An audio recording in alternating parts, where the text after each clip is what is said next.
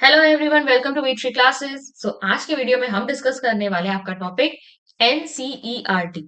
NCERT को discuss करेंगे, जिसकी फुल फॉर्म क्या है आपकी national council of education research and training. Hindi में कहते हैं राष्ट्रीय शैक्षणिक अनुसंधान एवं प्रशिक्षण परिषद। तो सबसे पहले बात करते हैं इसकी स्थापना की।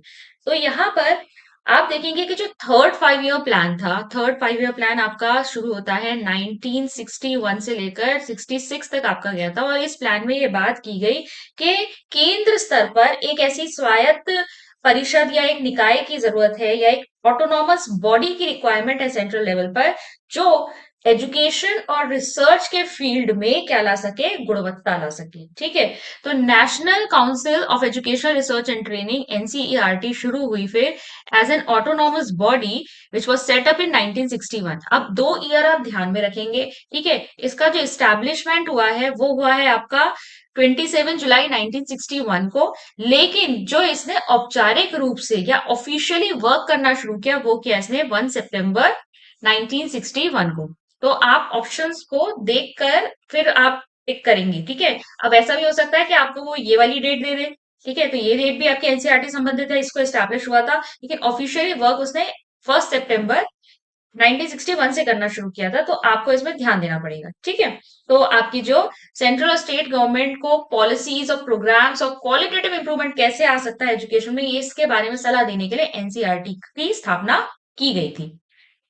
अब देखिए, एनसीईआरटी को बनाया गया था 7 एग्जिस्टिंग गवर्नमेंट ऑर्गेनाइजेशंस, मतलब 7 पहले से ही जो मौजूद आपके सरकारी संगठन थे, इनको मर्ज कर दिया गया। मर्ज कर दिया मतलब इन सबको एक साथ मिला दिया गया और फिर एनसीईआरटी बनाया गया। अब वो संस्थान क्या क्या थे वो भी आपको पता होने चाहिए। तो वो थे आपके central institute of education, central bureau of text book research, और सभी के हिंदी में मैंने यहाँ पे लिखे हुए हैं, आप ये भी चेक कर सकते हैं। ठीक है। केंद्रीय शैक्षणिक और व्यावसायिक मार्गदर्शन ब्यूरो, माध्यमिक शिक्षा के लिए विस्तार कार्यक्रम निदेशालय, राष्ट्रीय बुनियादी शिक्षा संस्थान, राष्ट्रीय मौलिक शिक्षा केंद्र और राष्ट्रीय श्रव्य दृश्य शिक्षा संस्थान। ये जो आपके 7 गवर्नमेंट ऑर्गेनाइजेशंस पहले से ही रन कर रहे थे, इन सबको मर्ज करके एनसीईआरटी को बना दिया गया। अब ऑर्गेनाइजेशन में देखिए क्या क्या है इनका। जो इनका सबसे पहले आता है वो है आपका जनरल बॉडी। ठीक है। जनरल बॉडी आता है। अब जनरल बॉडी में कौन कौन होता है? जनरल बॉडी यानी सामान्य निकाय में एक तो होंगे आपके एचआरडी मिनिस्टर। ठीक है।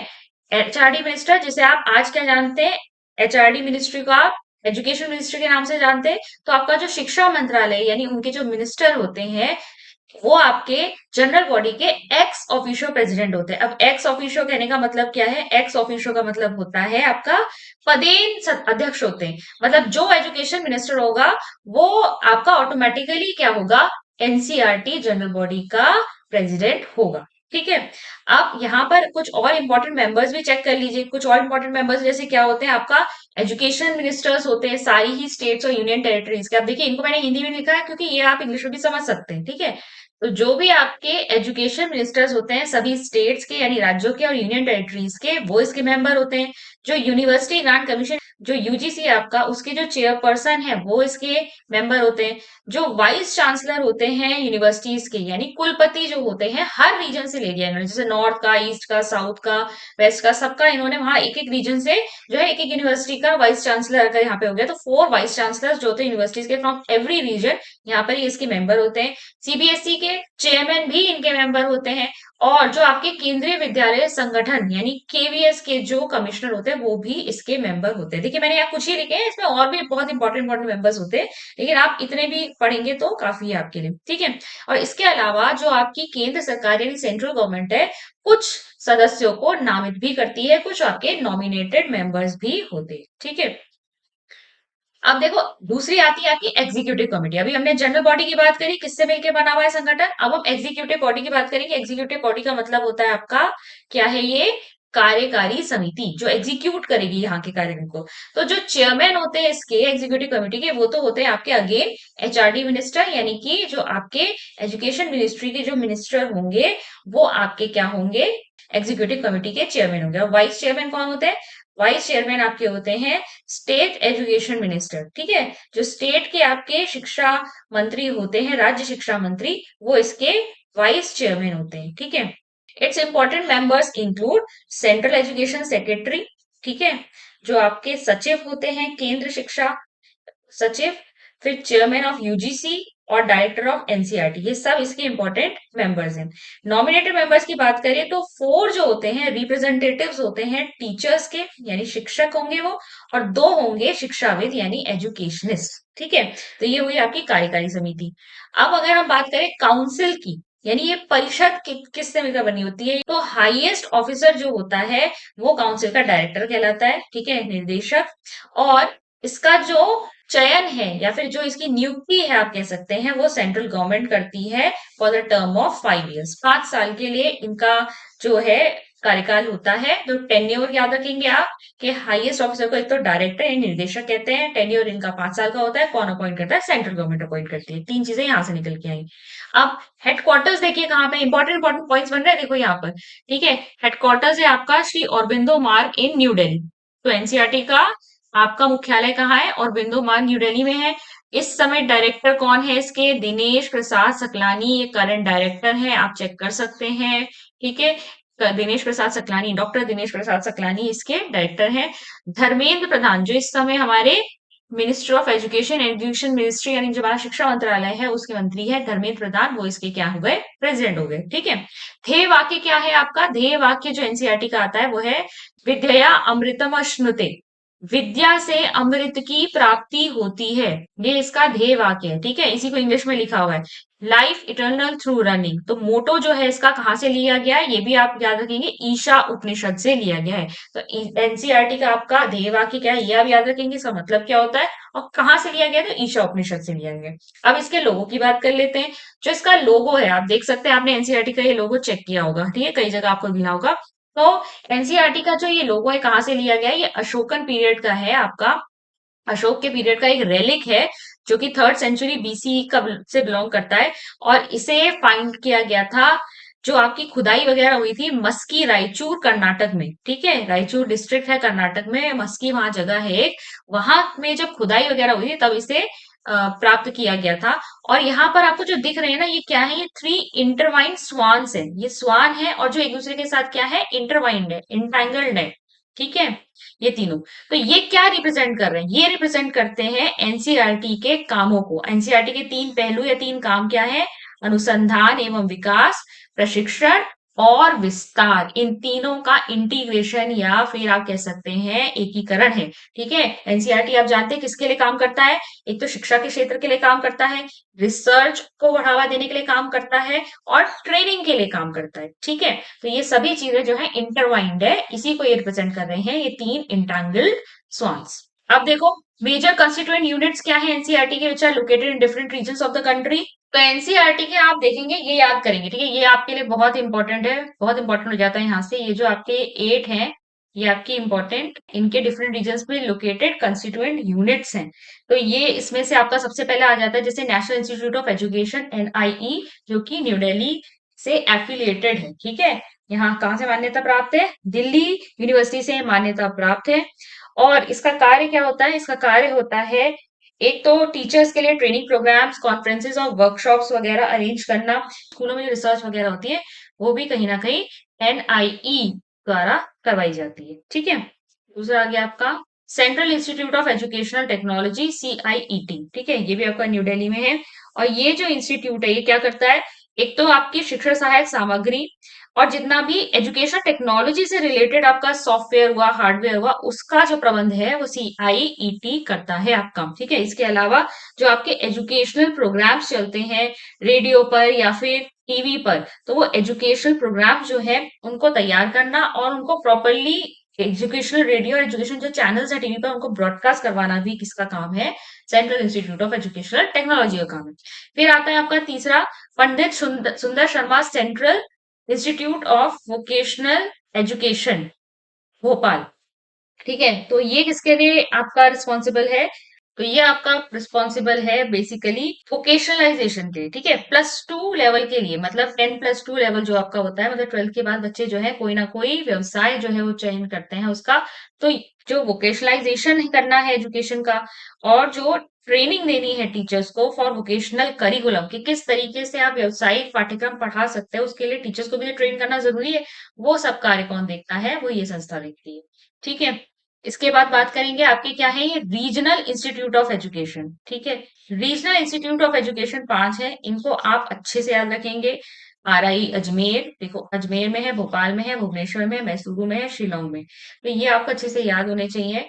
5 आपके रीजनल इंस्टीट्यूट ऑफ एजुकेशन। अब यहाँ पर काम क्या क्या होता है मैं आपको बता दूं। एक तो यहाँ पर 2 साल का बीएड चलता है, अगर आप क्या करके आए, ग्रेजुएशन करके आए, तो आप 2 साल का बीएड ले सकते हैं। इसके अलावा आपका इंटीग्रेटेड बीएड भी यहाँ पे चलता है, ठीक है। और वैसे अगर मैं आपको बताऊं तो इंटीग्रेटेड तो अब होने ही वाला है, ठीक है। बहुत थोड़े समय बाद जो होगा क्या होगा, ये आपके जो 2-2 1-1 साल के बीएड होते थे ना, ये सब तो खत्म हो जाएंगे, फिर इंटीग्रेटेड बीएड ही आएगा। तो ये सारी चीजें कौन देखता है, RIE देखता है। एक और चीज जो है एनसीईआरटी से जुड़ी हुई है, वो है आपका national science talent search scheme, ठीक है, NTSE, ऐसी आई गई NTSE। ये आपका 1963 में शुरुआत की गई थी। ये एक ऐसा प्रोग्राम था जिसके द्वारा जो टैलेंटेड स्टूडेंट्स हैं इंडिया के, उनको स्कॉलरशिप्स दी जाती थी, ठीक है। एग्जाम होता था, एग्जाम में क्वालिफाई करने पर जो है ये वाले स्टूडेंट्स को, टैलेंटेड स्टूडेंट्स को जो अच्छा स्कोर करते थे, उनको स्कॉलरशिप्स मिलती थी। तो ये आपका प्रोग्राम काफी चला उस समय, लेकिन बाद में क्या हुआ, आपका ये जो टैलेंट प्रोग्राम है, इसका नेम चेंज किया गया और इसे नेशनल टैलेंट सर्च स्कीम किया गया। पहले national science talent search scheme था, अब ये नेशनल टैलेंट सर्च स्कीम हो गया NTSE। क्योंकि आपकी जो 1968 की जो पॉलिसी आई थी, उसमें आपके क्या हुआ था, उसमें आपका 10+2 वाला पैटर्न स्टार्ट हो गया था। तो वहां पर इन लोगों के लिए अलग अलग क्लासेस में इस तरीके से कंडक्ट कराना थोड़ा डिफिकल्ट हो गया, ठीक है। अब जो है ये प्रोग्राम जब रीनेम कर दिया गया NTSE के नाम से, तो ये प्रोग्राम कंडक्ट किया जाता है for class 10th 11th 12th। Currently अभी सिर्फ ये 10th क्लास के लिए ही कंडक्ट किया जाता है, ठीक है। तो अब कार्य देख लेते हैं पहले इनके, तो फंक्शंस क्या है इनके, कि सबसे पहले तो ये जो आपके स्कूली क्षेत्र से संबंधित शिक्षा में जो अनुसंधान है, उसमें सहायता प्रदान करना, उसको बढ़ावा देना, उसमें कोऑर्डिनेशन लेके आना, समन्वय बिठाना, ये सब जो है आपका एनसीईआरटी का कार्य है। फिर इसके बाद सेकंड पॉइंट में आप देखेंगे, आप जानते ही हैं कि जो आपकी बुक्स बनती हैं, वो सारी क्या होती हैं, आपकी एनसीईआरटी की ही किताबें होती हैं जो आपके स्कूलों में लगाई जाती हैं। तो ये जो मॉडल पाठ्य पुस्तकें हैं, उनको तैयार करना, पूरक सामग्री तैयार करना, समाचार पत्र वगैरह प्रकाशित क्या करने हैं, इसमें किस तरीके से तैयार करना है, वो सब चीजें भी जो है आपकी एनसीईआरटी देखती है। फिर अगर हम बात करें तो शिक्षकों के लिए सेवा पूर्व सेवाकालीन प्रशिक्षण का आयोजन करना। वे आप जानते हैं कि जो शिक्षक टीचर जो होते हैं, वो अभी टीचिंग लाइन में आए नहीं है, अभी उनकी प्रायर एक ट्रेनिंग होती है, जैसे बीएड डीएलएड वगैरह। इसके बाद जब वो एक बार आ जाते हैं शिक्षा के क्षेत्र में, तो शिक्षा के क्षेत्र में तो नई नई चीजें आती जा रही है, तो उनको अपडेट करना जरूरी है। इसके लिए इन सर्विस ट्रेनिंग्स भी होती है, जो आपके जो इन सर्विस टीचर्स होते हैं, जिनकी नौकरी लग चुकी है, वो शिक्षण कार्य कर रहे हैं, उनको भी बीच बीच में क्या दिया जाता है, ट्रेनिंग दी जाती है, ताकि नई नई चीजों से वो अवेयर हो सके। जैसे कि आपने देखा ही होगा, आजकल स्मार्ट बोर्ड्स वगैरह का बहुत प्रचलन है। तो ये कहा जाता है कि जो स्मार्ट बोर्ड्स है, वो आपके गवर्नमेंट स्कूल्स में भी लगाया जाए, हर स्कूल में स्मार्ट बोर्ड से पढ़ाई हो। तो वो सब क्या करना पड़ेगा, टीचर को भी तो सीखना पड़ेगा। तो उसके लिए भी क्या होता है, नई टेक्निक को सीखने के टीचर की क्या होती है, इन सर्विस ट्रेनिंग भी होती है। आपका फिर हम बात करें नवीन शैक्षिक तकनीकों और प्रथाओं का विकास करना। जो आपकी नई, मैंने बताया एजुकेशनल टेक्नोलॉजी है, जो भी आपकी नई नई चीजें आ रही है, नए मेथड्स आ रहे हैं, उनको भी लोगों तक पहुंचाना, उनका विकास करना, उसको क्या करना, टीचर्स को बताना और सिखाना। फिर है आपका राज्य के जितने भी शैक्षिक विभाग विश्वविद्यालय है, उन सबके बीच में जो है, जो सरकारी संगठन है, गैर सरकारी संगठन है, एनजीओ वगैरह है, शैक्षिक संस्थान, उन सबके बीच में कोऑर्डिनेशन और सहयोग बिठाना भी इन्हीं का काम है। फिर स्कूलों से संबंधित मामलों में विचारों और सूचनाओं के लिए क्लियरिंग हाउस के रूप में कार्य करते हैं, ठीक है। जितने भी आपके कोई भी मामले आ रहे हैं एजुकेशन से रिलेटेड, कुछ भी आपके प्रॉब्लम्स आ रही है, इश्यूज आ रहे हैं स्कूल्स में, तो वो सारी चीजें, या फिर स्कूलों को क्या सूचना प्रदान करनी है गवर्नमेंट की तरफ से, या क्या फैसले लिए जा रहे हैं, उनके लिए भी जो है ये कार्य करता है। किसको कौन सी सूचना पहुंचानी है, वो सब कार्य कौन देखेगा, एनसीईआरटी देखेगा। फिर NIE क्षेत्रीय शिक्षा महाविद्यालयों के प्रशासन की निगरानी करना। तो आपके जो रीजनल इंस्टीट्यूट ऑफ एजुकेशन है, और उनके अंदर जितने भी महाविद्यालय आ रहे हैं आपके, उनके प्रशासन को देखना, उनकी निगरानी करना, ये सब काम भी इन्हीं का है। इसके अलावा विज्ञान और प्रौद्योगिकी के क्षेत्र में, सामाजिक विज्ञान के क्षेत्र में जो छात्रवृत्ति दी जाती है, जैसे NTSE का एग्जाम जिसकी हमने बात की, प्रतिभाशाली छात्रों को क्या मिलती है, स्कॉलरशिप मिलती है, उसमें जो है उसके लिए ये प्रावधान करते हैं। तो आपका ये कौन सा पॉइंट हो जाएगा, ये यहाँ से ये पॉइंट है। फिर इसके बाद जो स्कूली शिक्षा है उससे संबंधित डेटा और जानकारी एकत्र करना भी इनका काम है। जो समय समय पर स्कूल का जो है डेटा भी कलेक्ट किया जाता है, कितने बच्चे एनरोल्ड हैं, क्या क्या वहां पर दिक्कतें आ रही है, कितनी पाठ्य पुस्तकें मिल रही हैं, हर चीज का जो डेटा है वो भी जो है एनसीईआरटी के पास आता है। संबंधित डेटा और जानकारी को एकत्र करती है, उसके अनुसार जो है आप शिक्षा से रिलेटेड आप एक सही पॉलिसी बना सकते हैं। तो ये भी आपका एक काम हो गया। 9th वाला पॉइंट हो गया ये आपका, और 10th आपका पॉइंट ये आएगा, जो आपका यहाँ पर आएगा 10th पॉइंट। यह सभी स्तरों के स्कूली शिक्षक शिक्षा के लिए पाठ्यक्रम का निर्माण करती है।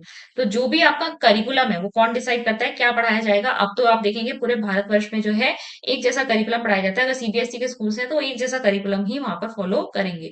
तो यह सभी स्तरों के स्कूली शिक्षा के लिए पाठ्यक्रम का निर्माण भी करता है। करिकुलम डिसाइड करता है कि बच्चों को क्या पढ़ाया जाएगा। ठीक है, तो ये है आपका एनसीईआरटी का टॉपिक। कुछ इंपॉर्टेंट इंपॉर्टेंट जो पॉइंट्स आपके निकल के आ रहे हैं आप उनको जरूर ध्यान में रखिएगा। ठीक है, जैसे आपकी कौन सी घटक इकाइयां कौन सी हैं, कंस्टिट्यूएंट यूनिट्स कौन से हैं, इसके लोगों के बारे में जो विषय में हमने बात करी, और जो भी इनके हेडक्वार्टर डायरेक्टर प्रेसिडेंट कौन होता है इसका। ठीक है, ये सारी चीजें आप अच्छे से ध्यान में रखेंगे, स्थापना कब हुई, साल वगैरह सब याद रखेंगे। एक बार मैं आपको एनसीईआरटी की जो ऑफिशियल वेबसाइट है ये भी दिखा देती हूँ, ये आप देख सकते हैं। ये आपका national council of education research and training, ये आपके एनसीईआरटी की ऑफिशियल वेबसाइट है। यहाँ पर आप चेक कर सकते हैं, यहाँ पे बहुत सारी चीजें आपको यहाँ देखने को मिल जाएंगी। इसके अलावा आप यहाँ पर आप देखेंगे जो कंस्टिट्यूएंट यूनिट्स हैं, हमने 8 यूनिट्स की बात करी, एनआईई, सीआईईटी, पीएसएस, सीआईवीई, और आपका आरआईई यानी कि रीजनल इंस्टीट्यूट ऑफ, ये देखो अजमेर है, भोपाल है, भुवनेश्वर है, मैसूर है और शिलोंग है। तो ये सब चीजें यहाँ पर सारी दी गई हैं, आप इसको यहाँ से भी एक बार देख सकते हैं। ओरिजिनल वेबसाइट जो है इसकी, ये एनटीएससी की बात हमने की। इसके अलावा बहुत सारी चीजें अब इवेंट्स अब ऐड होते जा रहे हैं, क्योंकि जब ई रिसोर्सेज आ गए हैं, बहुत सारी नई स्कीम्स लॉन्च हुई है, तो कहीं ना कहीं एनसीईआरटी ऑब्वियसली उससे जुड़ी हुई है। तो उसको हम अलग अलग आपके डिस्कस कर ही रहे हैं। ठीक है, निष्ठा हम कर चुके हैं का, दीक्षा स्वयं, इन सब की बात हम अलग वीडियोस में करेंगे। तो ये ऑफिशियल वेबसाइट थी। ठीक है, आई होप आज का टॉपिक आपको क्लियर हुआ होगा। मैं मिलती हूँ आपसे नेक्स्ट वीडियो में। Thank you.